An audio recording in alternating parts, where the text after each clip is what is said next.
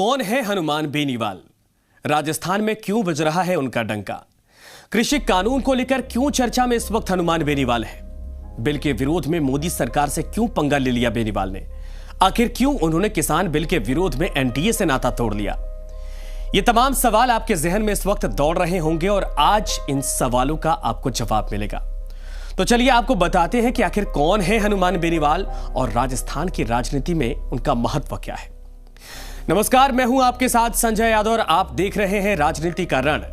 नागौर जिला मुख्यालय से तकरीबन 25 किलोमीटर की दूरी पर स्थित बरण गांव के रहने वाले हनुमान बेनीवाल आज राजस्थान में दोनों प्रमुख राजनीतिक पार्टियों यानी कि कांग्रेस और भारतीय जनता पार्टी के लिए सरदर्द बन चुके हैं।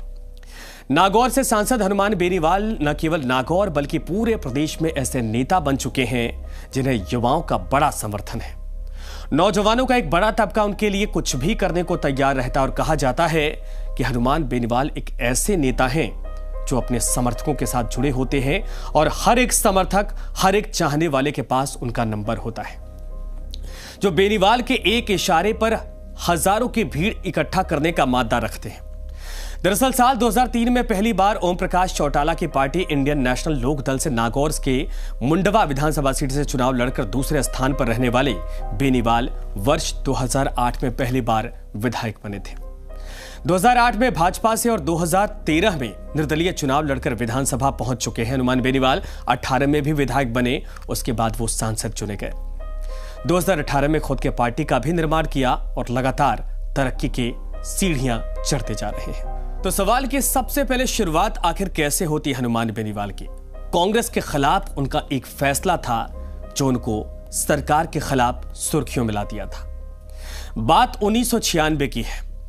राजस्थान के छोटे से गांव देव डुंगरी से सूचना का अधिकार आंदोलन शुरू हुआ था। 2002 में प्रदेश के मुख्यमंत्री बने अशोक गहलोत ने इस कानून को प्रदेश में लागू कर दिया था। अशोक गहलोत एक साल बाद होने वाले चुनाव में अपने इस कदम को पूरी तरीके से भुनाना चाहते थे। 2003 के विधानसभा चुनाव से पहले पूरे प्रदेश की दीवारों पर एक नारा लिखा था। नारे से दीवारें पुती थीं और लिखा था कांग्रेस सरकार ने क्या दिया? उत्तर में था सूचना का अधिकार दिया। लेकिन नागौर की दीवारों पर मोटे काले अक्षरों और हरी हेडलाइंस में लिखा था, हाईलाइट करके, चश्मे का निशान होगा, अगला मुख्यमंत्री किसान होगा। चश्मा यानी ओम प्रकाश चौटाला की पार्टी इंडियन नेशनल लोक दल का चुनाव चिन्ह। चौटाला के पिता चौधरी देवीलाल का राजस्थान से पुराना नाता था, जाटों के नेता के तौर पर पहचान रखते थे, लेकिन इस विरासत को आज हनुमान बेनीवाल आगे बढ़ा रहे हैं। हनुमान बेनीवाल जब छात्र नेता थे तब से ही लगातार वो सरकारों से टकराते आए। बात 1994 की है। रामदेव बेनीवाल के लगातार 2 चुनाव हारने के बाद एक साल बाद एक नौजवान जयपुर के महाराजा कॉलेज के बाहर अपने कुछ साथियों के साथ खड़ा था। उसके साथ ही हर आते जाते छात्र को एक पर्चा थमा रहे थे। इस पर्चे पर लिखा था हनुमान बेनीवाल फॉर प्रेसिडेंट। हनुमान बेनीवाल 1994 में महाराजा कॉलेज से पहली बार मर्तबा चुनाव जीते थे और यह सियासत में उनका पहला कदम था। दरअसल 5% का आंदोलन राजस्थान यूनिवर्सिटी समेत देश की दूसरी यूनिवर्सिटी की तरह ही 12वीं क्लास में मिले प्रतिशत के आधार पर मुद्दा बना हुआ था। गांव में पढ़ने वाले छात्रों के पास शहरों की तरह बेहतर संसाधन नहीं होते थे। ऐसे में गांव के स्कूल से पढ़कर आने वाले छात्र मेरिट में मात खा जाते थे। हनुमान बेनीवाल यूनिवर्सिटी चुनाव के दौरान गांव से आने वाले छात्रों के लिए दाखिले के वक्त 5% अतिरिक्त अंक की मांग कर रहे थे। चुनाव जीतने के बाद उन्होंने इस मुद्दे पर आंदोलन छेड़ दिया। राजस्थान विश्वविद्यालय के छात्र और प्रशासन एक बार फिर से आमने सामने थे। यूनिवर्सिटी छात्रों और पुलिस के बीच में जंग का मैदान बनती जा रही थी। छात्रों का यह मुद्दा विधानसभा में बहस की वजह भी बन चुका था और इस समय राजस्थान में भैरव सिंह शेखावत की अगुवाई में बीजेपी की सरकार चल रही थी। सत्ता पक्ष के 58 विधायकों ने सदन में हनुमान बेनीवाल की गिरफ्तारी की मांग कर दी। नतीजा यह हुआ कि उन्हें राजस्थान यूनिवर्सिटी में धरने पर बैठे होने के बावजूद गिरफ्तार कर लिया गया।